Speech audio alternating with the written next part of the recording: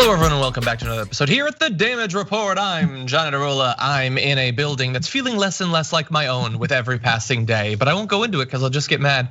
But anyway, you know what we do have? We have Wednesday. You know what Wednesdays are? Big news days. And you know what that calls for?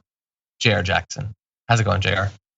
What's going on? Apparently, from what I'm seeing, it calls for my horrible internet connection. But I could go into that company that gives me bad internet service that I pay too much money for. But yeah, other than that, it's a big news Wednesday. Spectrum sucks, but it's a big news day on Wednesday. Spectrum absolutely sucks. If you have the opportunity, do not use Spectrum service. Okay. Yeah. On to the news of the day. You know who's not our sponsor? Spectrum. Anyway, you know who is? Shop TYT. You know what I'm wearing? The Dragon Squad shirt for the first time ever on the show. I mean, honestly, like, I don't want to make Carlos's head get too big, but that's pretty good. This is one of the best ever shirts at TYT, and it is now available at shoptyt.com. It's just really cool. Like, this is as close as I will ever come to wearing the mascot for a sports team. That is as close as it's gonna be a political commentary community. And there's a couple of designs, right, John? There's also the TDR one as well. There's another shirt. There is also, yeah. We have a Damage Report with a cool little, like a spray painty sort of vibe to it. But this one's up now too, just very cool. By the way, I was gonna pull the video for it. Someone, I guess, was teasing Jank on the main show in the super chats about how much these are like selling, how much people like them, and so he had sort of salty response about some other shirt. I think it was the Shut Up Man shirt or something. He was like, maybe it'll sell. Probably not as well as Dragon Squad. We're getting to him.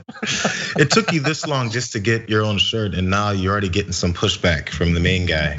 Come on, bro. I know. Can I have 1 month? Seriously. But anyway, Jayar, I'm glad that you're here. I'm glad that we've got some awesome stories to talk about. We also have some awesome people watching the show, and you know what would make them even more awesome? Liking the stream and perhaps sharing it so the more people know that it's active. If you're on Twitch, especially, share it. Let's see if we can match the viewership of AOC's stream last night. Probably not gonna happen. But anyway, we'll be talking about that later on. And yeah, so with that, we've got a lot to talk about. So Jayar, why don't we jump right into it? John? What? John. Give me like 2 seconds. I think I can, but I'm not sure I can. What can you? Hold on. I don't know what's gonna happen. I'm a little bit worried. Okay, I don't know what he was trying to do, but I think what he did was nuked his computer's connection. No, wait, he's here. Jayar, what are you experimenting with over there? I was making sure that you could see or hear me, and then it fell apart, and I'm reconnected. Here I am. Okay, well, I can see you and I can hear you. Excellent. Okay, let's go. So anyway, with that, let's both see and hear you talk about this insane 60 minutes back and forth. Donald Trump was apparently supposed to be interviewed for 60 minutes by Lesley Stahl. He sort of was, but not for 60 minutes. It was for about 45 minutes apparently. And what was supposed to be just an opportunity from the president of the United States to like get his message across in the closing weeks of this election that he is very much trailing in, suddenly has turned into sheer insanity. So let's walk through the drums together. We have this tweet from Caitlin Collins with some behind the scenes information about how it all fell apart. Apparently there was some drama while President Trump was taping his 60 Minutes interview today. He abruptly ended his solo interview after around 45 minutes and did not return for a scheduled walk and talk he was supposed to tape with Pence. He doesn't really want to be seen with Pence, I guess. And Pence didn't do it apparently. So anyway, that was at first, that's what we knew, that he had left. He had walked out of an interview for some reason. Then he does this. He tweets a 5-second video, Lesley Stahl of 60 Minutes not wearing a mask in the White House after interview with me, much more to come. But does there have to be? Does there have to be more to come? You know what could have come? Just an interview between a reporter and a sane person. But apparently that's not one of the things that's gonna be coming. And look, we've got more because there are layers to this, but Jayar, he has taken what could have been an interview and he's apparently turning it into a feud with Lesley Stahl, which I don't think a lot of people are really invested in him defeating. I don't know, maybe it's popular with red hats for them to bash on Lesley Stahl, I don't know. The problem here is that not even the problem. The impressive part about this is that Trump has graduated to about the middle school level of deflecting from a bad situation. Usually it's just name calling, look at her face, look at how she sounded, look where she's bleeding from, all that stuff that he's done in the past. At least this time, he's looking to deflect on something else. He's like, well, let me go ahead and try and go after whatever she's done or whatever she looks like or whatever 5-second moment I can catch her in so that no one can talk about how horrible this interview went. Oh, I'm gonna release it early. So anytime this guy pulls out this many stops to change the subject matter of what probably was said, asked, and not answered in that interview, speaks volumes as to how much he doesn't want it to actually be seen. Usually it's just a name calling, oh, we'll get over now. And then my friends like how I can bully people around, it'll be fun. Now he's actually really going in hard to make sure no one really sees what happened here. So it must have been really bad. Yeah, well, but I don't know. I mean, inevitably we're gonna see it, and it turns out there isn't just one way that we might see it. You know, the normal way, they film the interview and then the interview comes out, presumably on 60 Minutes or at least a curtailed version of it. He might actually release it. So let's continue. He tweeted about 16 hours ago, I am pleased to inform you that for the sake of accuracy in reporting, I am considering posting my interview with Leslie Stahl of 60 Minutes prior to airtime. This will be done so that everybody can get a glimpse of what a fake and biased interview is all about. Everyone should compare this terrible electoral intrusion, capitalized, with the recent interviews of sleepy Joe Biden. So he had an issue with the interview. He stormed out of the interview. He then mocked the person doing the interview. And now rather than just letting the interview come out, he's gonna release it preemptively, which I don't think you're supposed to do when you get interviewed. They were apparently recording it for like archival purposes for the White House. Right. So he's gonna release it, but what is he gonna release? Just the interview, presumably. I mean, maybe they'll edit it in some way. Absolutely. How is that better? What is going on? Where are we? What year is it? I don't understand. Just sit down and answer the questions, you big moron. Like that's all you have to do. You desperately need this. And I get it. He could just post really fast. He could just post a photo of Leslie Stahl and he could just call her the C word and invite all of his friends to do it. And they would like that. The base would like that. But I don't think the suburban women that he so desperately wants to like him are like, you know what I want? I want him to tear down Savannah Guthrie and then get that B Leslie Stahl. Then I'll support you, Trump. And thanks for saving my neighborhood. No, honestly, well, you're looking at a strategy approach or a strategic approach to something that maybe you would do even if you're a bad guy. He seems to, and there's been some, I've seen only headlines because I won't read too deep into it, but it seems like since the COVID thing, it's been like more, I don't know, I didn't think it was possible, but more of like a flame-throwing approach to everything he does and says. So you're thinking like he would have a strategy to start tearing down people so that he can move in a certain direction. He's cornering himself by saying, well, I'm gonna release this 45-minute interview. He didn't say in its entirety because he wouldn't, but whatever 60 Minutes releases, it can't possibly be better than you releasing more, because more is what is bad. So I don't see really reason for him to release it. He's just kind of throwing out threats now. But usually your threats would put the pressure on the other person. This threat puts the pressure on you, bro. Well, like people would be like, I don't care if CBS releases it. Fine, release it. What do we have to be afraid of? You don't look bad. Or did he? Because he apparently doesn't think so. Okay, so let's walk through the strategy of the Trump stall, rumble in the jungle. So he walks out of it, and we're gonna have some behind the scenes information about why he might have walked away. He says at a rally, because this is now part of his material, he says, oh, and you have to watch what we do to 60 Minutes. You'll get such a kick out of, you're gonna get a kick out of it. Leslie Stahl is not going to be happy. Okay, so we're gonna try to get into his mindset and figure this out. So Leslie Stahl is not going to be happy that he's releasing the interview that she appears to have been just fine with coming out, that he walked out of. I don't know what that means. That I'm trying. I feel crazy after 7 months, but I came up with it, John. This is the answer. This is what he thinks, and I think this matches, right? So he's obsessed with ratings, and every time he talks about media organizations, he doesn't talk about how he cries foul and it's false and fake news. But every time he comes back to ratings, so he thinks, man, 60 Minutes, man, they got this big scoop to have me on. So they're gonna release it on whenever, the Sunday. I don't know when 60 Minutes comes on, but they're gonna release it on Sunday. I'm gonna release it sooner, and it's gonna destroy their ratings. That's his only play here. That's all he's thinking. That's gotta be it. He's like, oh, they're gonna be so mad because I'm gonna release it, and then they don't have it exclusive. That's really what it is. It can't be. What else can it be? Let's say that you're right. Okay, so let's go through it. Let's process strategically. Is this good for him? So in terms of the ratings, now his episode, according to his theoretical strategy, will now get far lower views than Joe Biden's, because Joe Biden is also going to be interviewed by Leslie Stahl. And this is coming off of dueling town halls where he got better ratings already, Joe Biden did. Right. So if he's obsessed with ratings, that seems like a bad idea. And think about the two different audiences. So he could just wait and release it to 60 Minutes. And there's presumably a lot of people who watch 60 Minutes that aren't necessarily predisposed to vote for him, that if he had given a sane interview might be swayed. Instead, he's going to shank that and release it himself on Twitter, I guess. And that will get his base to watch it, but they're already voting for him. And all of this goes to, is he the electoral genius that people are assuming that he is? And I am searching for evidence and I am coming up empty. I've got nothing. This seems like he likes it. All of this is psychologically, this is him, Jeffrey tubing for like the whole country. That's effectively what it is.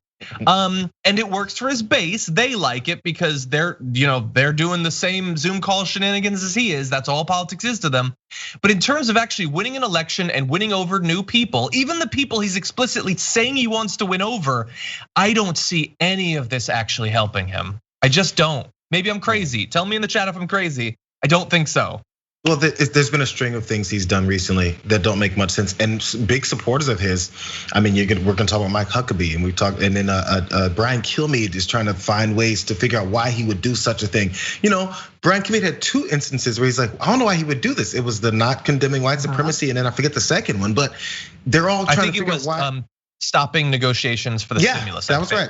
They're like, why would he torpedo these so many things? I thought he was a genius. Like they can't figure it out because none of it makes any sense. So especially from your point of view, John, where we're actually critical of the things that he does, people that are supportive of everything he does are also, they're perplexed because none of it makes any sense. It's shooting himself in the foot and it's slapping himself in the face. And then they keep going back. I thought he was a master negotiator. Bro, we've been talking about this his entire life that he's not a master negotiator. He's just fooled you long enough to believe so. Maybe. So you gave us your potential theory. I have a potential theory, and I'm gonna roll it out in just 1 minute. I wanna just read a little bit of this behind the scenes information first.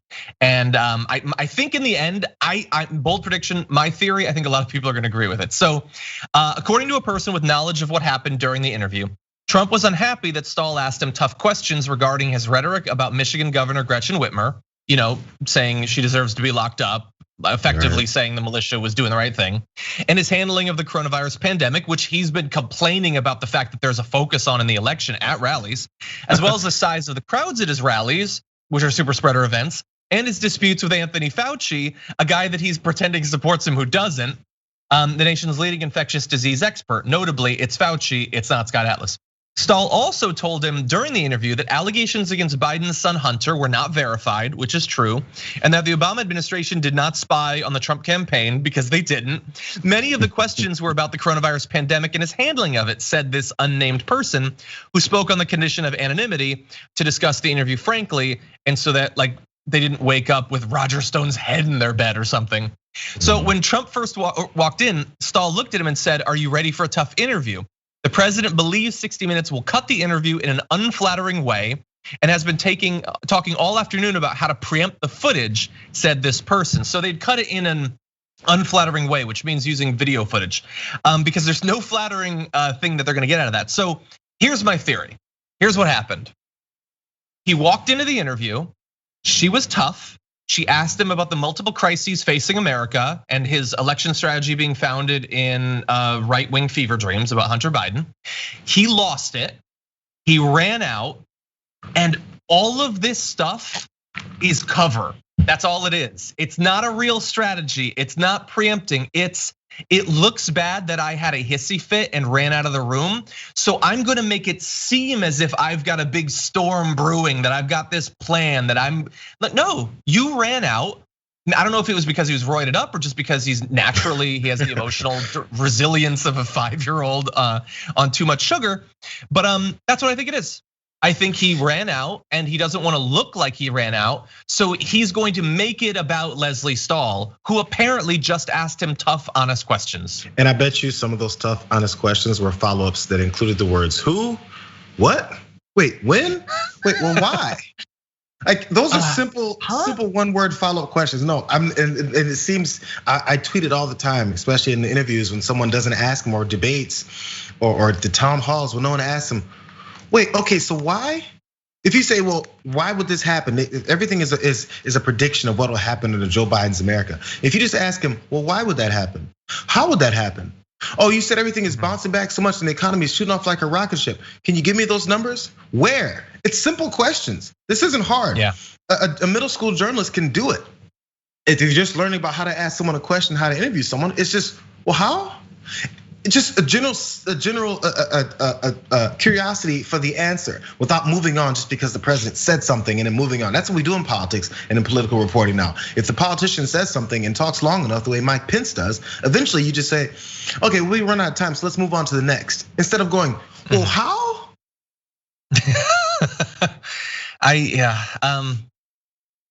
Like I said, we have. Really fast, we have 2 categories of things left to potentially affect the election. Well, 3. We have 3 categories of things that could potentially affect the election, which he has differing levels of control over. One is purely random domestic or international events. Someone attacks us, there's a terror attack, something like that. I don't know. The pandemic is hypothetically one of those things. There's stuff that he's supposed to be doing during the campaign, like the interview with Leslie Stahl, like the debates, which he's now down to just 1. He has one last chance to do something sane to turn this around.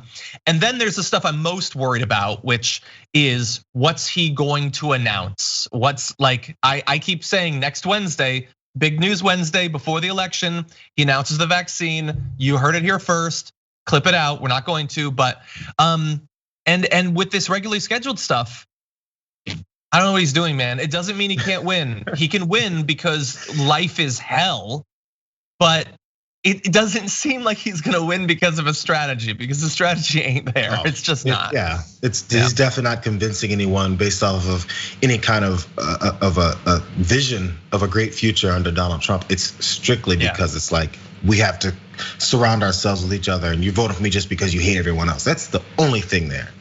Yeah, that's it. We need to talk about a relatively new show called the Republic, or UNFTR. As a Young Turks fan, you already know that the government, the media, and corporations are constantly peddling lies that serve the interests of the rich and powerful. But now there's a podcast dedicated to unraveling those lies, debunking the conventional wisdom. In each episode of the Republic, or UNFTR, the host delves into a different historical episode or topic that's generally misunderstood or purposely obfuscated by the so-called powers that be. Featuring in-depth research, razor-sharp commentary, and just the right amount of vulgarity, the UNFTR podcast takes a sledgehammer to what you thought you knew about some of the nation's most sacred historical cows. But don't just take my word for it. The New York Times described UNFTR as consistently compelling and educational, aiming to challenge conventional wisdom and upend the historical narratives that were taught in school. For as the great philosopher Yoda once put it, you must unlearn what you have learned. And that's true whether you're in Jedi training or you're uprooting and exposing all the propaganda and disinformation you've been fed over the course of your lifetime. So search for UNFTR in your podcast app today and get ready to get informed, angered, and entertained all at the same time.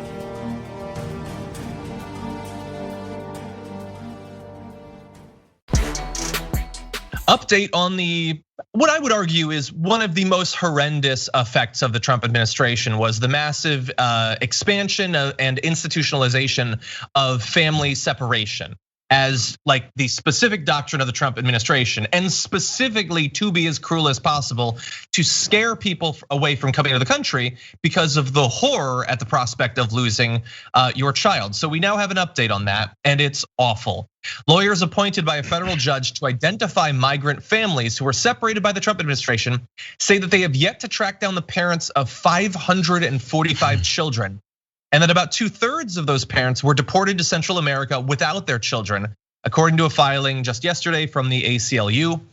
To catch you up, the Trump administration instituted a zero tolerance policy back in 2018 that separated migrant children and parents at the southern US border. The administration later confirmed that it had actually begun separating families in 2017 along some parts of the border under a pilot program. Apparently they liked the results of it, so they expanded it. Unlike the 2,800 families separated under zero tolerance in 2018, most of whom remained in custody when the policy was ended by executive order, many of the more than 1,000 parents separated from their children under the pilot program had already been deported before a federal judge in California ordered that they be found, partially because we didn't know about it. And so while a good number of families have been reunited, we have this massive group that haven't been, and there is not a lot of reason to believe that they ever will be, Jayar. Yeah, let's revisit what happened with the child separation thing. So as you talked about, there was the pilot program, which I didn't previously know about either. But the fact that there was first a pilot program where they decided to test this out to see exactly how cruel and inhumane they can be for the sake of deterring people that were fleeing cruel and inhumane circumstances to try and flee and come to a country that they've been sold on believing isn't like that. That's the first thing that strikes a lot of these folks when they get here is, oh man, we went from a really bad situation to just an almost really bad situation, just definitely a bad one. So you come in this country, and then the policy is to separate kids as young as infants from their parents, and then split them up because that will make it down the line to other folks that are fleeing to not try it. I'm not sure how the communication will work with that, especially after you just lost your child, but now with the mix up in the way they even carried that part out. So the kidnapping wasn't even organized enough for you to reunite these folks with their families. So in order for you to have this plan, you have to have such a detachment from the humanity of certain folks that you do this to. This is where racism comes into view here. So everyone who's mad about how racism keeps getting brought up by minorities, this is one of the reasons why. If you're racist, you have this view of certain folks that they're less than human. That's the only way you can treat them like animals is because you call them animals, which this president has definitely done multiple times. So if your policy, which we see has been absolutely detailed here, from a pilot program to a full-on government program, I think it's a direct result of your racism leading to policy that affects people's lives. Now, if you look and have that number of 542, I believe it was, children that are still separated, and the thousands of others that were reunited but have lifelong trauma. How about these folks that are sitting there? Do they put their brains and their bodies in this child's position? And you remember when you were 5 years old maybe, and think, man, there was that one time I was at the grocery store and I got separated from my mother for 5 seconds and it felt like an hour. And you're screaming through the store, you don't know where your mom is. Now, how about for the rest of your life? They don't put themselves in that situation because they don't think these people are humans like they are. It's the only way you can pull these types of things off. That's why being a racist is one of the worst things, because it leads to more inhumane things, punishments of folks that don't deserve it. And then you feel like you're better than them. And then that feeds your ego and it feeds your racism. This is why it's a problem when you walk down and you come down the escalator and the first thing you say is they're rapists, they're murderers, they're criminals, and maybe a few of them are good people. That's why it was a problem from the first thing this guy said when he came into office, is because we knew it would turn into policy that would honestly hurt the people that he just said are not real human beings. That's why racism is a problem, because it leads to stuff like this. Yeah, no, you're 100% right. On the effect, on why they did it, why so many Trump supporters aren't bothered by it, because this stands out not only as one of the most horrendous things that they have done in their time, but also just added to the list of things that didn't bother any elected Republicans, no Republicans and conservatives and media, and seemingly none of his voters. Maybe 1% dropped off. Maybe that's partly why he's losing now. But I don't remember seeing a lot of them saying, well, this is a bridge too far. After all, I'm a conservative. I care about family values and I'm pro-life and all of that. No, they don't seem to actually be bothered by it at all. The uterus collector story. Was Fox News were they angry about that? I mean, pro-life again, but again, pro certain types of life. Let's be clear. pro-white life. That's what they want. And the thing about this that shocks me the most is, so obviously we talked about it a lot. Actually, the time that AOC came on the show, Representative Alexandria Ocasio-Cortez, was to talk about this story because she had just gone to one of the border facilities. When I look at that and that number, it's 545 children still haven't been reunited. It reminds me of the pandemic in a way. It's one of those things that just goes to how flawed our dumb monkey brains are, is that if it was one child, it could be a documentary. It could be a story. It could be like, think about like stories like, Elian Gonzalez or something like that. Like one person is a whole thing, but lots of them, it was a policy. It was bureaucratic. It's removed. We should, like, if one person deserves 3 days of coverage, 5 days of mentions, shouldn't this last years? It's that many more, but it doesn't. It actually makes it, like, maybe it's because we look at that story and we just think, oh my God, I don't want to think about how unrepentantly evil the people we've given the power of life and death are. But they are, and they don't care. Stephen Miller's not losing sleep over this. I mean, I know that he looks like he's aging prematurely and falling apart, but that's not because of this. The whole thing is just disgusting. It's just disgusting, and thankfully there are groups like the ACLU that are staying on this and making sure that we know this.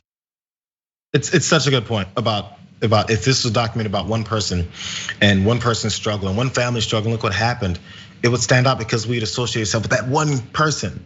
And can you believe what happened to them? And now, I mean, same with COVID, over 200,000 dead, and then thousands a day new cases. Like, well, we've lost that many. What's 5,000 new cases a day? It's all minimized because the numbers got so big that it's like, oh well, at least it's not 1 million. Then if it gets to 1 million, at least it's not 2 million. Like, you can always pump up the number and say it could be worse. Yeah, 100%. Oh God. I wonder what percent they will. I mean, a lot are gone. Like, they're not gonna bring the parents back. Maybe some, but it's still gonna end up being hundreds at the very least. Yeah. God. Okay, let's move on to another serious topic. Okay. One of the cores of Trump's re-election message is that Hunter Biden made a lot of money in China and Ukraine. Maybe Joe too, I don't know. The theory is very loose, but it's that the son of Joe Biden, his opponent, was enriching himself based on stuff having to do with China and Ukraine. And here's the weird thing. We've got some news that unfortunately didn't come from a reputable source, like a laptop in a pawn shop. It comes from the New York Times. Maybe that's something about Trump's financial history with China, which arguably might be relevant to the election as well. If we're gonna be talking about people enriching themselves in China, maybe we could also talk about the people who are actually running rather than their relatives. And certainly in the past, we've talked about his own relatives enriching themselves in China. But again, it didn't come from a pawn shop, so I'm not gonna waste your time with it. So let's give you just a little bit from the New York Times' most recent reporting. And again, this is like the 5th story in a string of stories having to do with their renewed focus on his financial history, including from the tax documents that they were able to get access to at the New York Times. Mr. Trump's own business history is filled with overseas financial deals, and some have involved the Chinese state. He spent a decade unsuccessfully pursuing projects in China, operating an office there during his first run for president, and forging a partnership with a major government-controlled company. And it turns out that China is one of only 3 foreign nations, the others are Britain and Ireland, where Mr. Trump maintains a bank account, according to an analysis of the president's tax records. Again, this is coming from that. The foreign accounts do not show up on Mr. Trump's public financial disclosures, weird oversight, where he must list personal assets because they're held under corporate names. The identities of the financial institutions are not clear. The tax records do not include details on how much money may have passed through the overseas accounts through the IRS, though the IRS does require filers to report the portion of their income derived from other countries. Now, they're not doing that, so presumably if there's money, then he's violating a law there. It's not super clear. In response to questions from the Times, Alan Garton, a lawyer for the Trump organization, said the company had, quote, opened an account with a Chinese bank having offices in the US in order to pay the local taxes associated with efforts to do business there. He said the company had opened the account after establishing an office in China to explore the potential for hotel deals in Asia. Now, Mr. Garton does say no deals, transactions, or other business activities ever materialized, and since 2015, the office has remained inactive. Though the bank account remains open, it has never been used for any other purposes, although he wouldn't even say which bank in China it was. But interestingly, and we don't know if it's this bank. Until last year, China's biggest state-controlled bank rented 3 floors in Trump Tower, not 3 like rooms, 3 floors, a lucrative lease that drew accusations of a conflict of interest for the president. That is until last year. Years into his presidency, a massive state-owned bank was giving him tons of money. 3 whole floors in his biggest, most important, most financially lucrative property. Now, again, this isn't rock solid reporting like the blind guy with the laptop in the pawn shop, but the New York Times is doing what they can. He was making money from China while in a political position to give them something in exchange for it. Hunter Biden had Joe Biden. He wasn't president, so arguably it's not as powerful a position with which to cash in, but maybe it's worth at least a few minutes of our time in the run up to this election. You know what, the part about this that's gonna help him is that, again, because there's details. And Americans, we don't do well with details. But again, it goes back to a very simple question. If his attorney wants to say that they have these bank accounts open, he was there for preliminary purposes to see what kind of deals we can pull off in Asia for hotels and everything, and then it's kind of come up empty. There's many ways to go ahead and prove to the American people that don't trust you, which the large majority don't, to prove to us that everything is on the up and up. Show us how nothing's funneling through these bank accounts. Show us what is coming through them. Tell us why that this Chinese company is rented out 3 floors of rooms in your building and how much knowledge you had about it.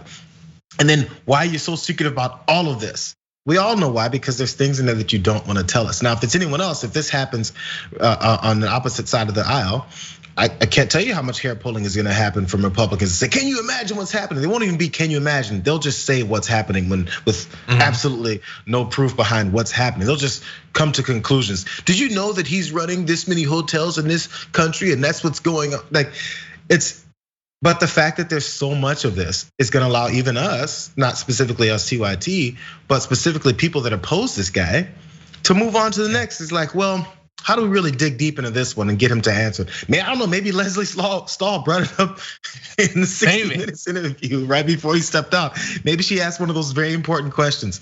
Well, Donald, where are the records? Maybe it was where. Maybe where of the easy questions was the one she pulled out. Maybe it was how. I don't know. How about why? Yeah, maybe. Whichever one of those things made him jump up and run, because there's way too many questions regarding this story that we don't have any answers to. Yeah, I don't even know what the questions might have been, but the fact that she hypothetically might have asked them is making me so mad that I want to leave the room and then pretend that it's a power move. I'm an alpha. I'm an alpha. Anyway, yeah. So here's what we have. We have enough potential conflict of interest that by itself is a problem. We have, like in some of the other New York Times reporting, we have the implication that tax law was being violated, but we don't know for sure. Because again, we still don't have his taxes, which years ago stopped being a thing that I was mad at Donald Trump at. He's never gonna release it. Now I'm mad at the Democrats, including Richard Neal, who hypothetically could have had access to it. And then also we have, just to jump ahead just a little bit, actually it's not jumping that much ahead. Not long after winning the 2016 election, Mr. Trump reported selling a penthouse in one of his Manhattan buildings for $15.8 million to a Chinese-American businesswoman named Zhao Yanchen, who bought the unit previously occupied by Ivanka Trump and her husband, Jared Kushner. In an off-market transition. Mr. Chen runs an international consulting firm and reportedly has high-level connections to government and political elites in China, but I'm sure that Trump didn't know that. He apparently made a capital gain of at least $5.6 million from the penthouse sale in 2017 when he again was president. And here's the thing, man. Like I saw someone in the Twitch chats like, wait, what about the emoluments clause? And I'm sure it was intended as a joke because it is in practice. We have to remember that, like with so much, America, like in the words of the great Mike Lee, America is not a democracy. And I would only add that America is doing democratic cosplay. Like it has some of the trappings, but they're cheaply made at best. They're not doing their best. Yeah, we have an emoluments clause and we can hypothetically impeach people and we have all of this stuff. But like it's glued on at best. It doesn't really mean anything. Trump can do whatever he wants. He can get paid as much as he wants. It's cosplay. And it's the word. Normally I'm into it. In this case, I'm not. I prefer the real thing. Well, people show up at the conventions, in this point, his rallies, and they get a glimpse of it, like at cosplay conventions. They're like, oh man, I'd love to really get to know that person. Oh, maybe that person is real. No, they're fake. They're just dressed up. They're gonna go home and put on regular clothes. They're not really that person. It's a fantasy, just like you're saying. It's a fantasy. You show up in that way. Yeah. Ugh.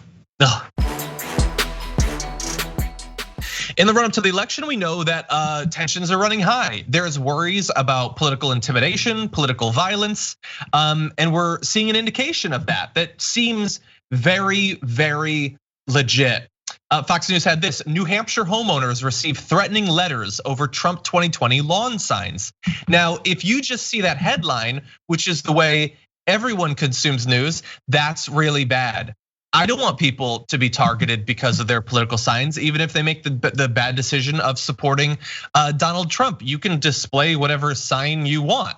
And so let's get into the details. At least 2 residents who displayed pro-Trump flags and signs on their front lawns in small town New Hampshire reportedly received letters threatening to burn down their homes if the presidential election did not result in a victory for Democratic candidate Joe Biden.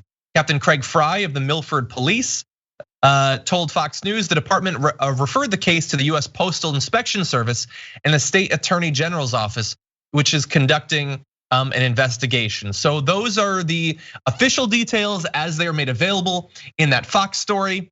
Spoiler alert, there's a little bit more to this that I'm gonna try to reveal, but based off of that, Jayar, what do you think? People threatening each other because of their signs and their flags. That's un-American. Yeah, it's both. Yeah, it's both the most surprising and unsurprising development we'll see from this, because we're already talking about how our militiamen are supposed to show up at polling places to intimidate folks from not voting or voting the wrong way, whatever it is they want to tell people, or act like that they're the ones that show up to uphold voter consistency. So this is absolutely not surprising that now once you see yard signs or see what people may go for, start threatening them, because once the fear has really started to dig into their souls to see what could potentially happen this election cycle, and then the results of that happening once this guy could be out of office, you go for desperate moves. Desperate times call for what? Desperate measures. And it's just another example of how of the mindset. It's we'll try anything we can. We're now attempting the cheating and the stealing part, and just in case that doesn't work, let's go ahead and go with the direct intimidation and threats on people's lives if they vote the quote unquote wrong way, because we're Americans, and oh boy, we hate those third world countries that we're trying to fix and bring more to a democratic approach to what we do. The shining example on the hill. All these things that we like to say, but that many of our citizens and apparently now leaders don't really believe in. So it's tough, and I wish people that are being targeted like this get the opportunity to have a little pushback and hopefully aren't intimidated by it. I assume many of this is just empty threats, but you never know. That's the point of it. I do think it's empty threats, but I think there's also a little bit more to it. So let's have a little bit of fun, as much fun as you can have with the implied threat of political violence. One of my favorite YouTube channels is called Shut Up and Sit Down. They do board game reviews, very high quality, very well researched, very well considered. What they are known for is what's called the mid-review turnaround, where they'll be talking about all that's good about a game, how it looks, how it plays, and then they'll switch and they'll start talking about the stuff that makes it bad and why they can't recommend it. So we're about to do a TDR mid-story turnaround. So do I think that these things were sent to people with Trump signs? Yes, I do. Do I think that the people, for instance, the people in that Fox News story who are talking about how intimidated they feel, are they right to feel intimidated? They 100% are. Even though they're Trump supporters, they are. But who is intimidating them? I've got a theory. And I don't think it's leftists or Biden supporters, because the actual letters that they got are not in that Fox News story, but there are references to things in the letter. We were actually given a copy of the letter by Marginelli on Twitter. And so I wanna read through what was actually sent to them, and we're gonna see if we can figure out who's likely to have actually sent this. Dear neighbor, you have been, dear neighbor, that's what I send when I'm threatening someone's life. Dear neighbor, you have been identified by our group as being a Trump supporter. Your address has been added into our database as a target for when we attack should Trump not concede the election. We recommend that you check your home insurance policy and make that it is current and that it has adequate coverage for fire damage. You have been given fair warning. Always remember that it was you, in quotation marks, that started this civil war. Be prepared to face the severe consequences of your preemptive actions against democracy. Okay. No, you first. What do you think? There's so many, I don't know, there's so many angles to this because then also there was emails that went out to like some Florida students, that were on the opposite side of it saying, if you don't vote towards Trump, there's gonna be a problem here. We're the Proud Boys, and the Proud Boys had to disavow it and say it wasn't them. And then apparently it was coming from some server and overseas. So there's so many different approaches. Has a story about that. Yeah, right. So how much that matches up with this, I don't know, and how much this is supposed to be coordinated with making sure that there's a across the board voter threat thing that's going on now. I don't know, but the letter, dear neighbor. I mean, I know whenever I've never had a fight with any neighbors, but I've seen it on TV, and a lot of times when it happens, you usually don't go, "Hey, how you doing there, neighbor?" You know what? F you. Heidi ho. Heidi ho, coming for you kids. Heidi ho, so who you voting for? Oh, you better not, or else I'm gonna shoot you. Like, this is weird. I don't know. So, and I don't know, maybe they started off as friends and then it ended badly. So they still have some level of respect for each other. None of it makes any sense. That's the point. Is so I don't know where to follow this from, honestly. No, look. I don't like to speak in absolutes because it annoys me when people do it, and I'm a literal idiot. But I know what this is. Come on. This is a false flag. It's a false paper. I don't know. It was sent by someone who supports Donald Trump to scare people so that the news will cover it, which they did. It's on Fox News to make it seem as if leftists are the violent ones. None of that makes any sense for a leftist to have actually sent. You've been identified as a Trump supporter. Well, I mean, they did have the sign. I guess that makes sense. They're like implying that they have some sort of secret database. They have signs, obviously. The dear neighbor, you've been given fair warning. You started this civil war. Check your insurance for fire damage. What sort of threat is this? None of this makes any sense. This is a right-wing Antifa fever dream. First of all, it's not even, as someone on Twitch pointed out, it's not even on official Antifa letterhead. And no Antifa super soldier would use a font that small. They use 28 or higher, we all know this. No, this is obvious BS to get the right wing to go crazy, to get Ben Shapiro to squeak about it, to get Charlie Kirk to twitch about it. That's all it's designed to do, is for them to freak out and pretend that this is the violence that we should be worried about in our election. This is what we should be worried about before voting day. That is it. I've never been more confident of anything in my life. So the only thing they missed was the Comic Sans font. That's the only thing they left off. Which is a very threatening font, by the way. Most people don't accept that, but anyway, yeah, no, it's so fake. Look, are people making threats? Potentially, yes. There are things you should worry about. Like I saw a story, by the way, of someone whose hand was gashed open because apparently people had been ripping political signs out, even ripping Trump signs out. Let's be fair. And so this Trump supporter had rigged razor blades on the bottom of their thing, so that if you ripped it out, you'd cut your hands open, which happened to this person. The person who set that booby trap, which is totally illegal, you can't do that, says, I have no idea how the razor blades got there. I guess it came that way from Party City. Anyway, this is just such a lie.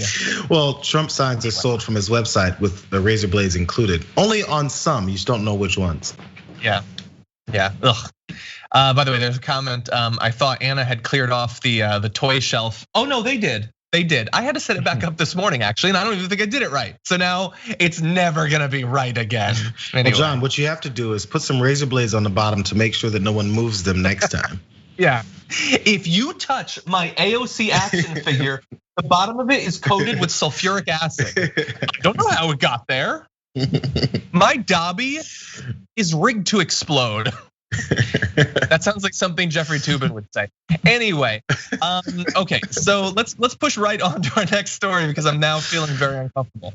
Yeah. Okay. I'm going to give Mike Huckabee credit for something he had to say. He's on Fox and Friends this morning, and they're talking about the election, and he made a good point. Let's watch. One thing I know for sure, if you actually order a Trumpy Bear, you're most likely going to vote for Donald Trump. That, according to a new study I just did. I also have found out that your daughter is leaning towards the president, but we're looking for a second source. 36 million people voted already, Governor Huckabee, and people think automatically that that's good for Democrats. I think it's good for America. What about you? Yeah, I think it is too. It shows an extraordinary interest. When people are lined up to vote, it means that they really care. They don't drive by and say, long line, forget about it. They get in that line and they wait an hour and a half and they cast their vote. It shows the passion of the American people. In these final days, what the president has to do is forget about Hunter Biden, forget about all the distractions of everything except one thing. Remind the American people that it is their lives that really on the mark right now. But Governor, he's leading with Hunter Biden. Is that a mistake? Yeah, it is a mistake because the average person doesn't understand it. It's too complicated. Right. And frankly, it doesn't matter to them. They care about their health care costs. They care about their taxes. They care about safety in their neighborhood, on their block, and in their yard. Focus on that. He wins the election by a landslide. Jayar, that's mostly there's stuff I don't like in that, and we'll focus on that. But that's good advice about how to stop focusing on cartoon issues. You mean? Yeah. And made up conspiracy theories. Yeah, it's good advice. The problem is he's talking to Donald Trump, who's I'm sure has gotten that advice. Guarantee you he's gotten that advice. Other Republicans have quietly said it. They just didn't say it as directly as Mike Huckabee did because they're afraid of him. Well, Mike Huckabee is too, but at least he's not worried about losing a seat or anything like that now. So that's when Republican courage really boils to the top, is when there's no consequences left from the guy that you're talking to. Just the sentence said, yeah, I think it is a mistake. That sentence has never been uttered by any other conservative in this entire 4 years this guy's been in office at all. Nothing he says is a mistake. Yeah, that's true. And that's why, look, Biden acknowledging they'd made mistakes at the last town hall. I like that. Hopefully stop doing it, but I like that. So let's keep it real. I'm sorry, John. Let's keep it real. One small thing.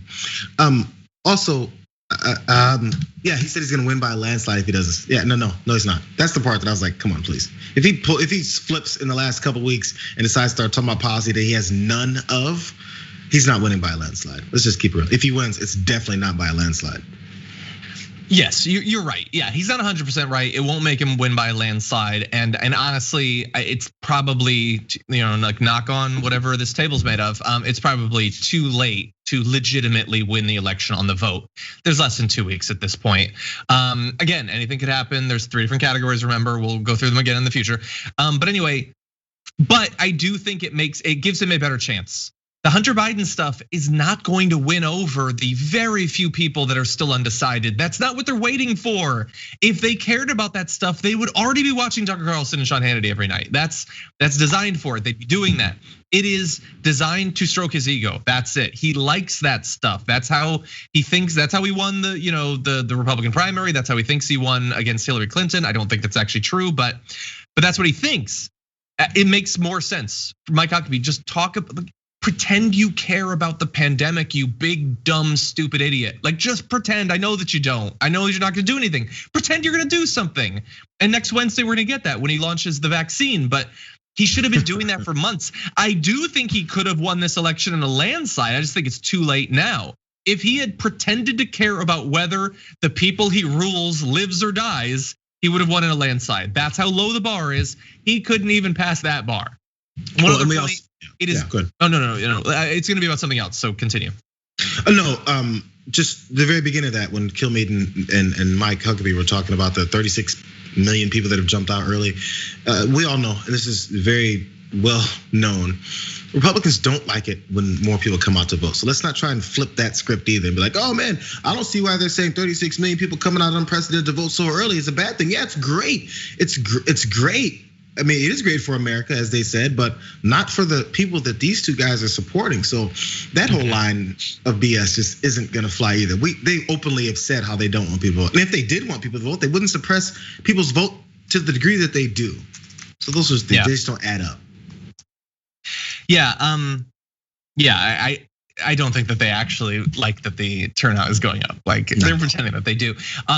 What they do like is it's so patriotic that people are waiting in lines. No, again, the lines are a failure, driven mostly by the fact that, again, America does democratic cosplay and doesn't do actual democracy. Yeah. Any line is a failure. I'm looking at you, Panda Express, and I'm looking at you, American democracy. I don't want to wait in line, and I shouldn't have to, whether for chow mein or to exercise my democratic rights. That's not the way it's supposed to work. And by the way, hour-and-a-half lines are not the problem. They're an issue, and they shouldn't exist. And I've effectively never had to wait for an hour and a half. It's 5-hour lines and 8-hour lines and 11-hour lines. No one should have to do that anywhere in the world. Okay, we've got an EV Hummer.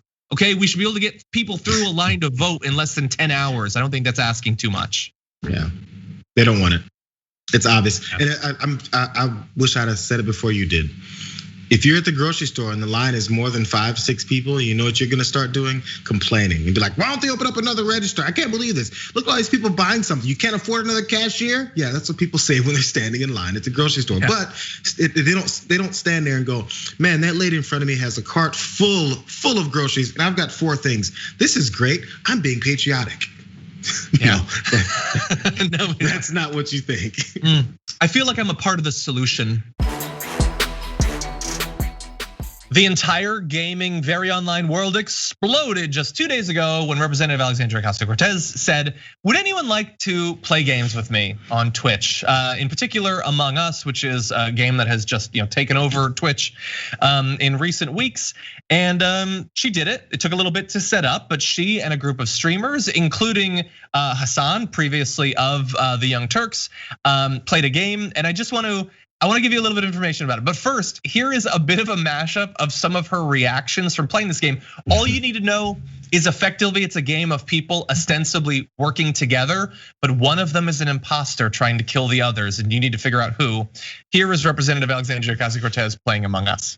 Yes, on Discord. Yeah. Who is there?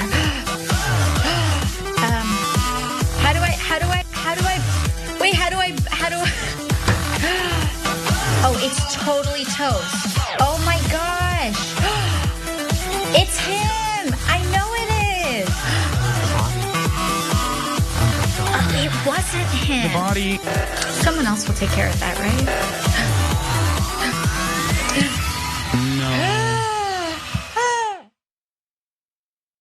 No. Okay, come on. I know that there are people, I'm not even gonna name names, some of my least favorite people in the world who had an issue with this on Twitter. Yeah. Who doesn't like this? Who doesn't like this? I get it, maybe you're on the right, which means that you are just seething with jealousy that this whole thing came together. But we're gonna have more information, but Jayar, come on, that was awesome.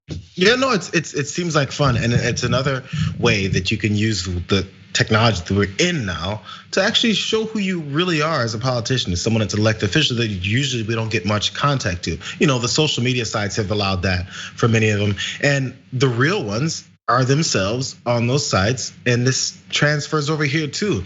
Donald Trump loves Twitter, but can you imagine him actually going on to actually interact with people in real time? No. And if you want to complain about her playing when she could be working, let's not get on that subject. Please, let's not, because I assume this is in the evening when you're not working anyway. But let's not talk about golfing trips, and let's definitely not talk about how much he spent on those golfing trips for playing games when he should be doing work or watching TV that he's specifically shown us. So anyway, I just want to address some of the potential, frustrations with her doing this. And there was all of that and more. But yeah, people are saying so. Jayar, really fast, because I don't think you've played this. This is one of those games where you find out at the beginning whether you're the imposter or not. So one person, hypothetically, there's a lot of games like this. One person will be the spy or the imposter or the killer, and the others need to figure it out. And so that moment when you have to check your card effectively to see which you are can be really scary. She was the imposter in her first game. And I actually remember there's another game like this, a board game, where one of you is the killer. And the whole game is just, if you're the killer, you're trying to hide that you are, put suspicion on other people. And the first time we played it, my wife looked at her card and then said, I can't do it. because she was the killer and she didn't want to do it. It's a lot of pressure. And she killed someone apparently in the first 30 seconds, which is really funny, being killed by AOC. That's how I want to go. But anyway, let me give you a little bit more information about this, because this was not just for games. This was to get out the vote. And if anything is going to be successful in that, this event probably was. AOC was an imposter in her first game, and her stream alone peaked at 435,000 concurrent viewers.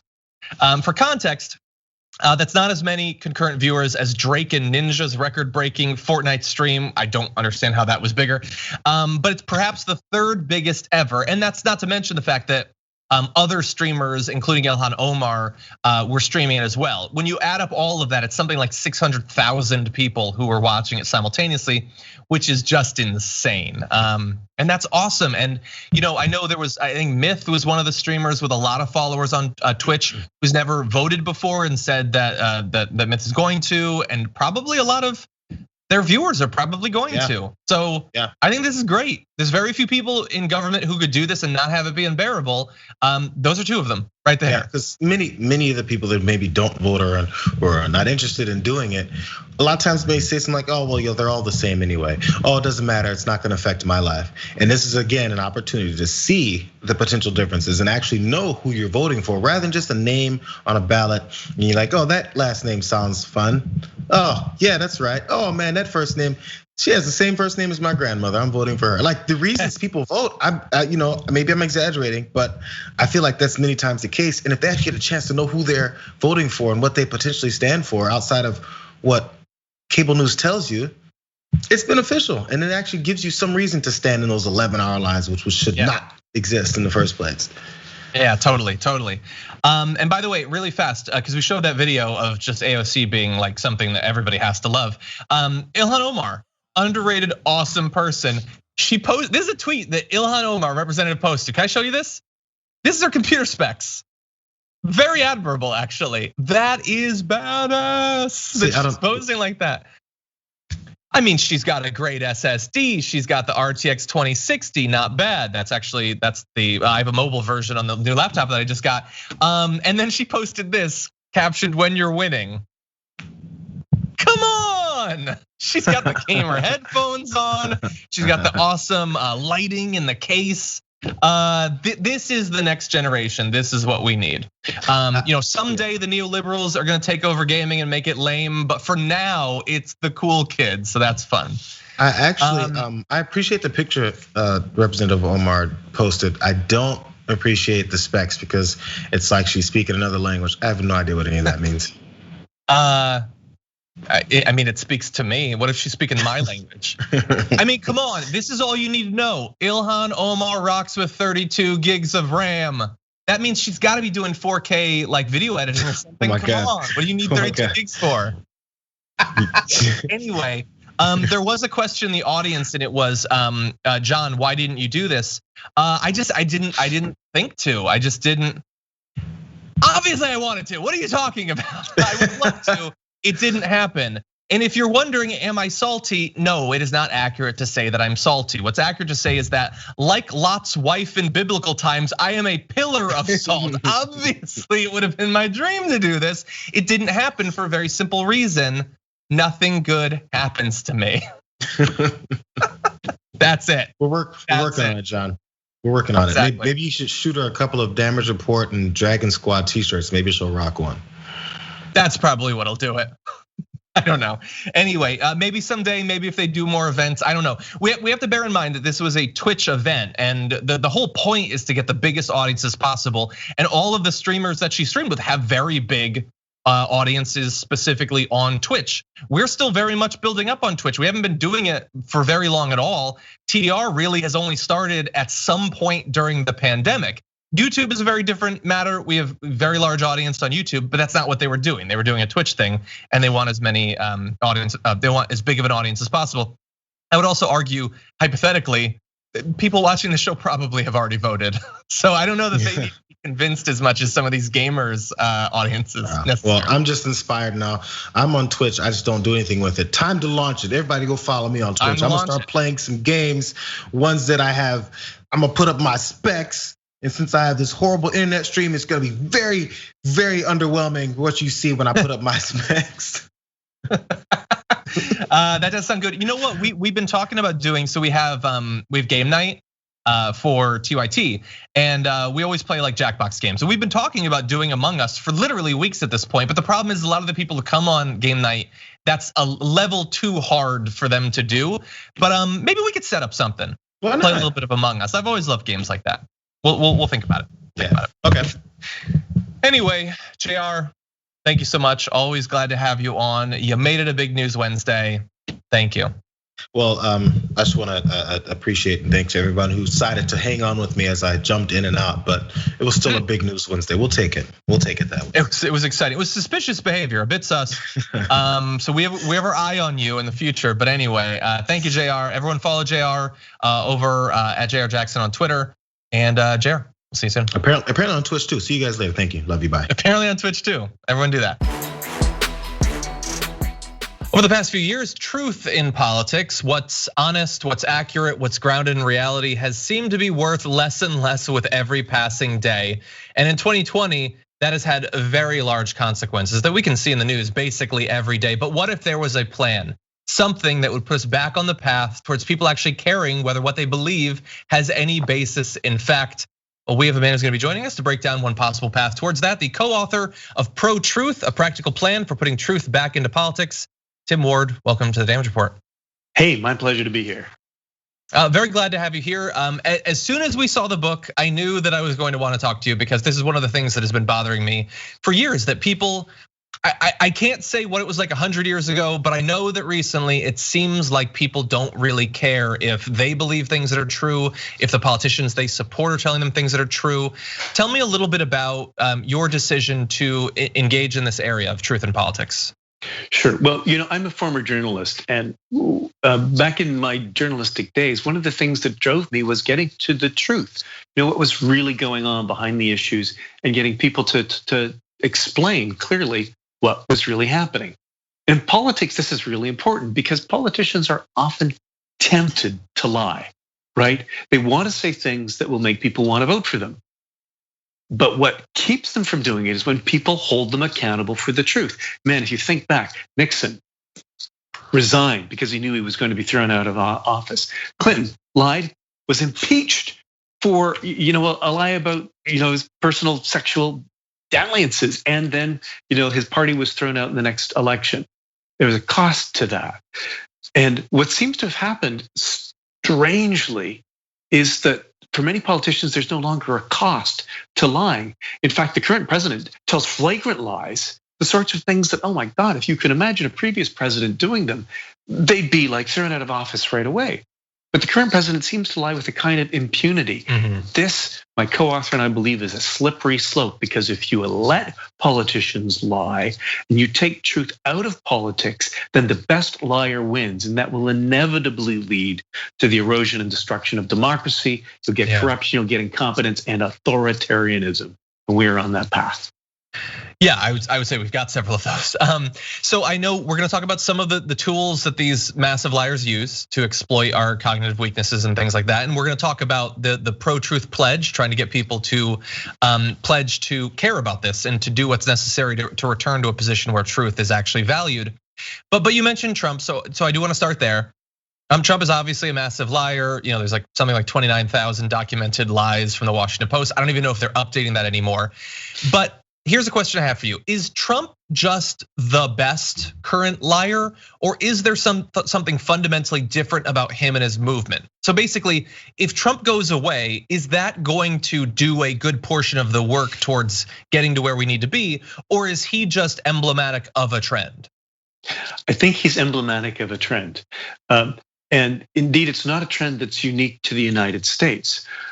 Many people are strongly led by their values, which may be religious beliefs, that may be traumas or circumstances of history that have shaped them. And when those values seem to be losing, it's a political struggle. It's sometimes tempting just to create false stories that will push you ahead. The problem is, in a democracy, if people begin to believe false stories and don't take a look at truth as mattering, not just their values, then they can be led into a situation where, first of all, they're accepting non-truths. But the next step from that, when you got authoritarians in power, is it becomes illegal to question what the government tells you. This is what I think Americans have not got. When I was a young man, I taught English in China for a year. I saw what it's like living in a totalitarian system where if you spoke the truth different than what the government told you was true, you could be put in jail. People lived in fear.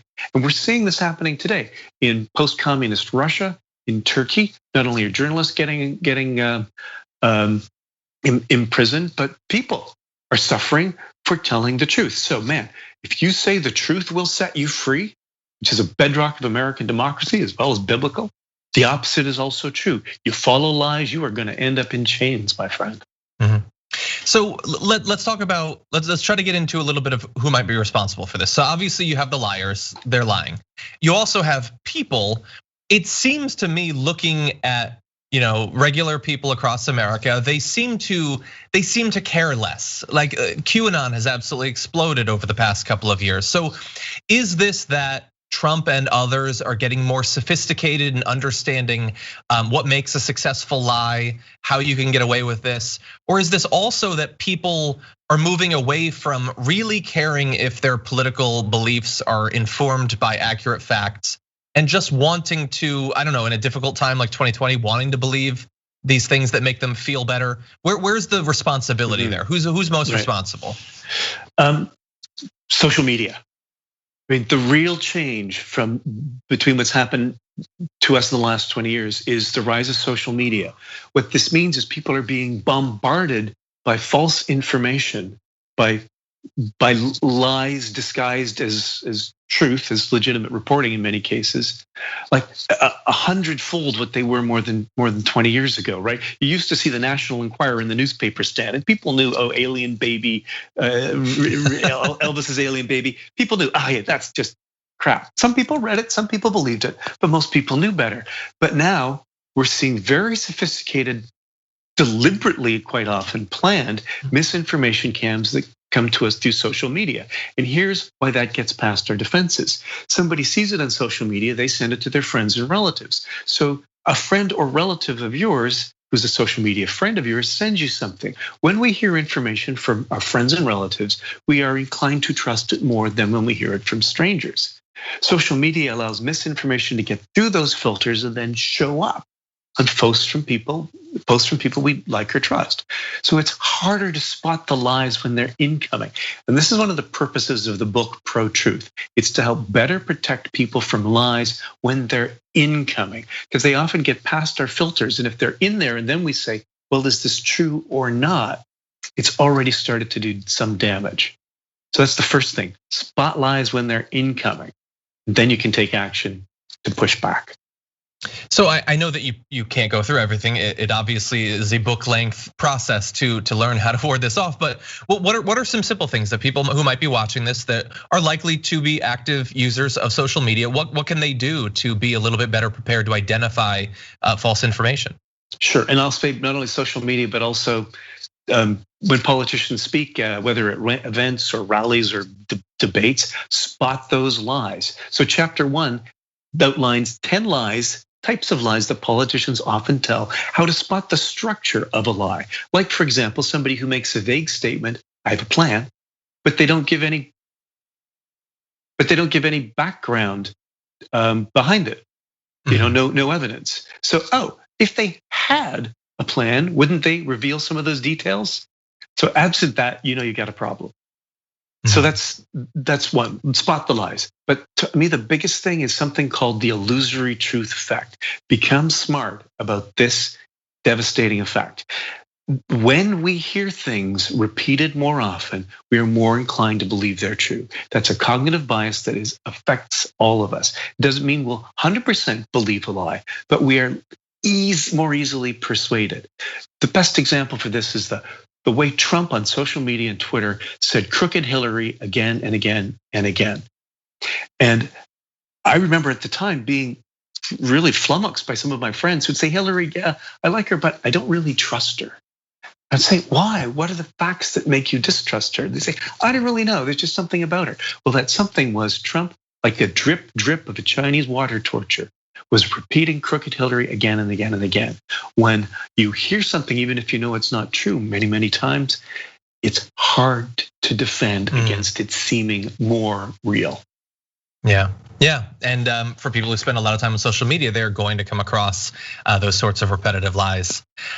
So I know you have the book, but you also have the pledge, the pro-truth pledge. What are some of the components of it, and what is the objective of establishing this pledge? Right. So the pledge can be found by anybody on protruthpledge.org. The point is that when you follow these truthful behaviors on social media, you will make your social network less inclined to error, and you can also spread more truthful behaviors to others. So they are, first of all, verify truth. Fact check before you share. Now, that's something that was challenging to me, but when I started to doing it, I discovered how many times I was about to share something that frankly didn't measure up to good fact checking. So secondly, honor truth. If people who have different political perspectives from you post something, you fact check it and you discover it's true, tell them, I fact checked this, it turned out to be true, and you helped me update my belief. I appreciate you publishing truthful information. And also hold your own friends to account. If they're on your side of the political spectrum and they publish something that's not true, tell them, this is actually hurting our side because our side depends on truthful, credible information. Yeah. So that in a nutshell is what those 12 truthful behaviors are all about. And so far, how has the reception been? Have you been able to get anybody notable, anybody where it really matters that they're telling the truth? Have they signed on to the pledge? Yeah, really fortunately, we've had more than 100 elected officials sign it, more than 7 sitting members of Congress, and 2 former presidential campaigns, Beto O'Rourke and Tim Ryan, both signed the pledge within the last year. So as you were describing a few of these processes, it made me think of some of the changes that Twitter has made in the run-up to the election, where they've changed how retweeting information works, which retweeting is obviously one of the biggest parts of Twitter. Instead of just letting someone retweet it, it prompts you to add something to it, presumably to make it a little bit more of a cognitive effort to retweet something. And if you're retweeting an article that it registers you haven't clicked on, it prompts you to read it before spreading it, which seems like it should be obvious, but apparently it's not. Are those sorts of things that you think could be helpful? Yeah, absolutely. We've seen some remarkable moves in social media platforms towards truthfulness, including not just what you said, but Twitter even flagging or taking down things that clearly seem to violate just plain old truthfulness. They didn't come up with this. They did it because people were angry and people were saying, I don't like it when these platforms allow lies. I think there's more work to be done. The platforms themselves need to be held accountable. Just as any supermarket, that was trying to sell you a magazine that was filled with lies and didn't flag it in such a way that you knew this was not truthful. So our social media platforms need to just accept they've become gatekeepers of truth and they cannot allow lies, especially given the kinds of concerted efforts that are being done by foreign actors to interfere with our democracy through social media campaigns deliberately designed to get inside people's filters and make them believe lies.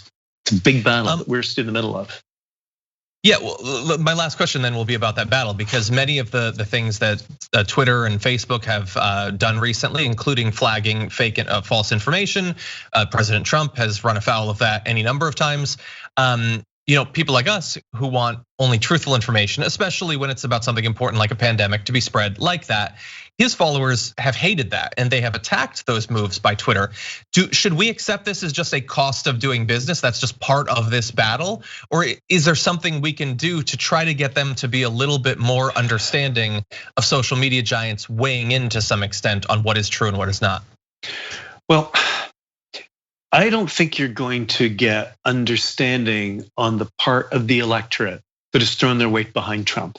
They've clearly thrown their weight behind somebody who does not value truth, who in fact rose to power, political power, on a lie, the lie of birtherism.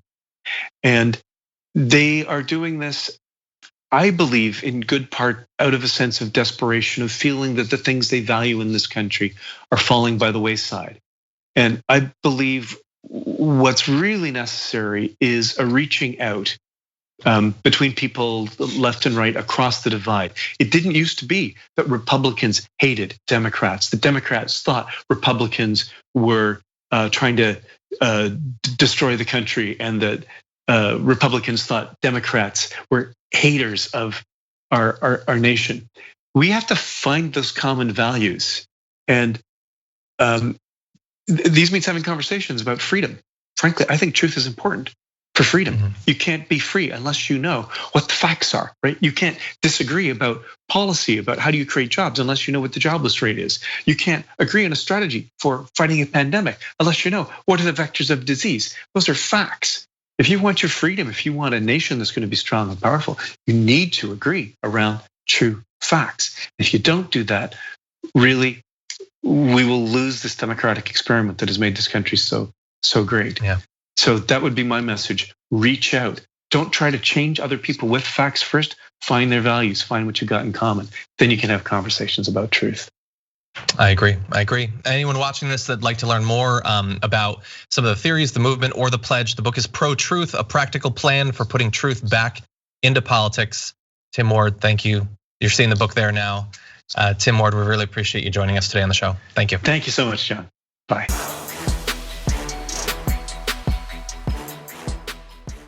Thanks for listening to the full episode of The Damage Report. Support our work, listen ad-free, access members-only bonus content, and more by subscribing to Apple Podcasts at apple.co/TYT. I'm your host, John Adarola. I'll see you soon.